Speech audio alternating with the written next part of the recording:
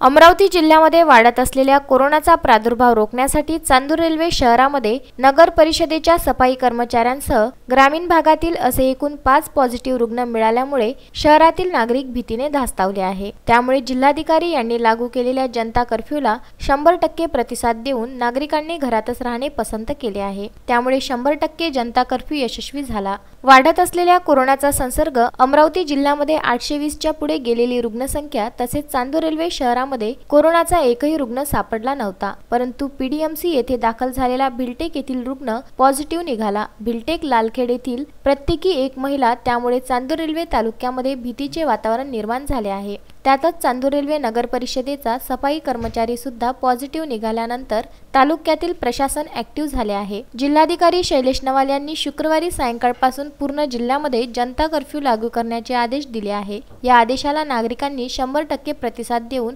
जनता curfew यशस्वी केला। कोरोनाच्या भीतीमुळे शहरातील नागरिकांनी घरातच राहणे पसंत केले। यावेळी पोलिसांचा चोख बंदोबस्त होता। शहरात फेरफटका मारला असता व्यापाऱ्यांनी सुद्धा बंदला उत्तम प्रतिसाद देत कळकळीत बंद पाडला। यावेळी पोलीस निरीक्षक दीपक वानखडे, नगराध्यक्ष निलेश सूर्यवंशी, उपाध्यक्ष देवानंद खुने यांनी नागरिकांना घराबाहेर न पडण्याचे आवाहन केले आहे। आज दिनांक 10/7/2020 रोजी जिल्हाधिकारी साहेब अमरावती यांच्या निर्देशाने 2 दिवस जनता कर्फ्यूचे जे आदेश जिल्हाधिकारी साहेबांनी जारी केले होते त्याचं चांदूर रेल्वे शहराच्या वतीने काटेकोरपणे पालन करून जे नागरिकांनी आज त्या आदेशाचे पालन केले व व्यापारी संघटनेचे पालन केले ते अतिशय कौतुकास्पद आहे व त्याबद्दल मी त्यांचे या गावाचा नगराध्यक्ष या नात्याने त्यांचे आभार व्यक्त करतो व यापुढील प्रशासनाला अशीच मदत करत राहावी अशी विनंती करून मी त्यांचे पुनश्च आभार व्यक्त करून मी त्यांना